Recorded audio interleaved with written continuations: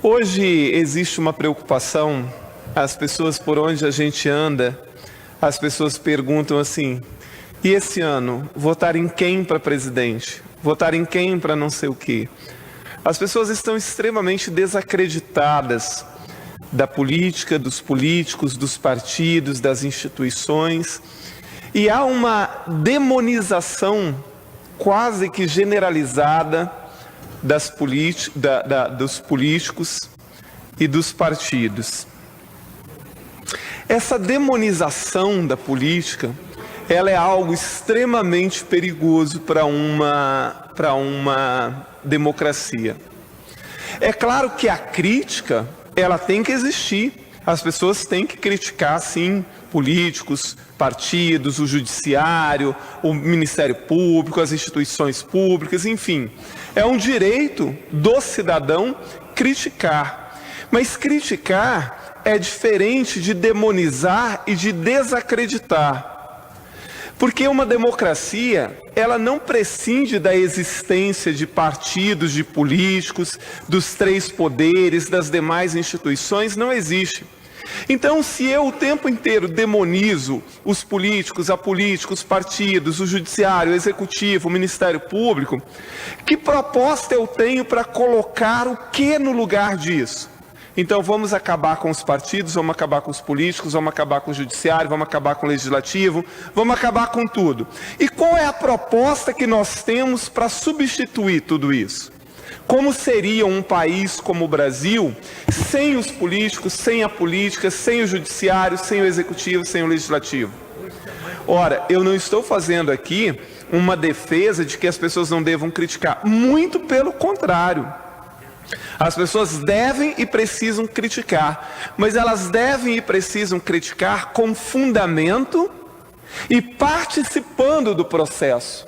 Porque de nada adianta eu dizer que ninguém vale nada, que nenhum poder vale nada, que todos os políticos são corruptos, que nenhum partido presta, e não participar de um movimento para mudar isso, porque somos uma democracia, bem ou mal, o Brasil é uma democracia. Imperfeita, com todos os defeitos, mas é sim uma democracia. E se não estamos satisfeitos, e não estamos mesmo com tudo que tem aí, nós precisamos urgentemente participar ativamente de uma mudança, para que nós tenhamos políticos melhores, partidos melhores, um judiciário melhor, juízes melhores, um tribunal de contas melhor, um Ministério Público melhor, uma escola melhor, enfim. Mas aí a população, ela critica, parte dela, porque generalizar é sempre muito perigoso, mas não participa. Então as mesmas pessoas que dizem, por exemplo, no município que nenhum vereador vale nada, aí se você fala assim, quantos vereadores tem na sua cidade? Uma boa parte nem sabe quantos são. E se você falar assim, olha, tem 15 vereadores na sua cidade, cita o nome de 7 pelo menos, e o que esses vereadores fazem? Boa parte não sabe, porque já virou o esporte predileto do brasileiro falar mal de tudo, de todos e de qualquer coisa. E isso em nada contribui para melhorar, porque olha só, se eu falasse, por exemplo, se uma pessoa fala mal da Assembleia Legislativa e dos 30 deputados que estão aqui, então eu falei assim, olha, então, me cita o nome de 15 deputados estaduais, o que eles fazem, o que eles têm proposto, de onde eles vieram, como eles se elegeram. A maioria das pessoas não sabe fazer isso. Então, a crítica pela crítica, ela não serve de absolutamente nada, aliás, ela só piora a situação. E tem aqueles, então, que parecem mais desiludidos ou talvez mais acomodados, que diz assim, eu não quero saber de política, de políticos, eu não vou votar em ninguém, eu quero que todo mundo se dane, porque eu não dependo de político para nada. Ora, não existe essa possibilidade de você dizer que você não depende das políticas e dos políticos. Não existe. Olha só, uma coisa bem dizer que não depende de favor político, que nem deveria existir, que essa é uma praga que existe no Brasil, é o tal do favor de político. Político não existe para fazer favor para ninguém. Político existe para defender política pública séria em benefício de toda a sociedade, fiscalizar o governo, fiscalizar o dinheiro público, usar bem o dinheiro público. Mas então, dizer que não depende da política para nada, ora, Tudo na vida de um país depende de decisões políticas. Nós temos uma política econômica, uma política da educação, uma política da saúde, uma política ambiental, uma política da cultura, uma política de infraestrutura, e tudo são decisões políticas. Então, desde o mais milionário ao mais miserável do país, ele depende completamente de decisões políticas. Então, se nós estamos descrentes de tudo que está aí e não gostamos, nós deveríamos nos aproximar cada vez mais da política para contribuir para as mudanças, porque isso pode ter resultado. À medida em que a população vai se afastando cada vez mais de tudo isso e vai virando as costas e vai dizendo que não quer saber, que vai votar em branco, que não vai votar e que não sei mais o que, as coisas só vão piorar.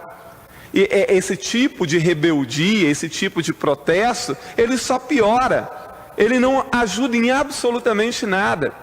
E agora, Padre Honório, temos também, além daqueles que querem se afastar e que não querem saber de nada e que vão votar em branco e que vão anular o voto, nós temos aqueles que estão apostando no quanto pior, melhor. Então, eu vou votar em fulano porque ou vai ou racha, porque fulano é isso, porque fulano é aquilo. Ora, agora mais do que nunca, nós deveríamos valorizar o voto e escolher muito bem, analisar muito bem. Uma sociedade democrática, um país, uma nação, não precisa de heróis, não precisa de mitos, não precisa de ideias, não precisa de pai, de mãe da nação, isso é patético. O que se precisa é, para o governo federal, um estadista. Nos outros poderes, o que precisamos é de homens públicos sérios, comprometidos com a sociedade, com a Constituição, com a ética, com a transparência. É disso que precisamos.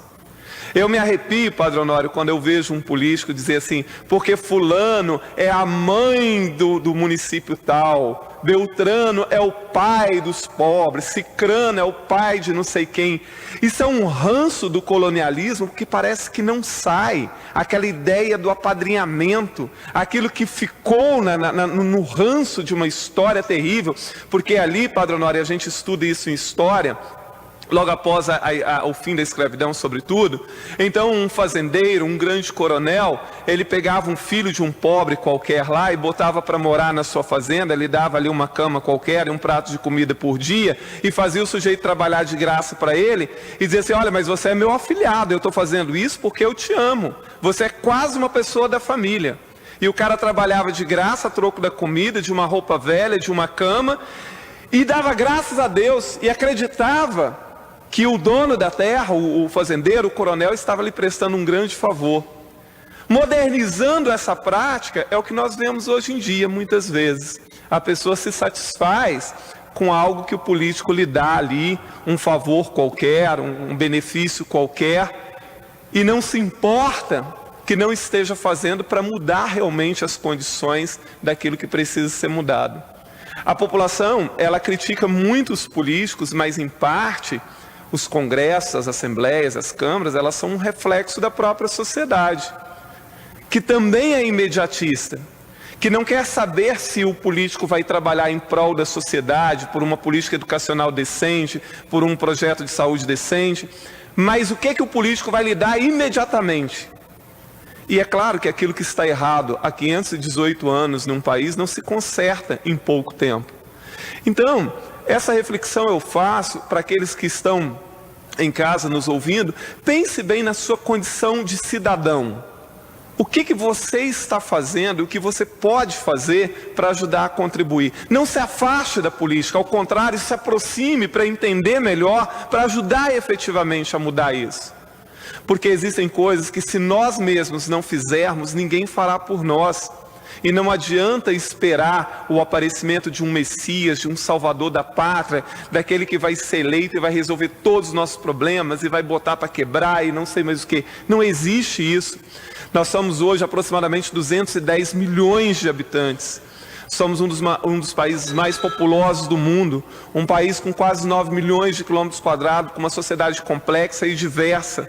Nossos problemas são graves e complexos e precisam de cada um de nós dar a sua contribuição. E, sobretudo, você que nos ouve e nos assiste uma hora dessa aí na sua casa, valorize o seu voto. O povo ainda não entendeu, ou parte da sociedade não entendeu, o grande poder que tem nas mãos, que é o poder do voto. Muito obrigado, presidente.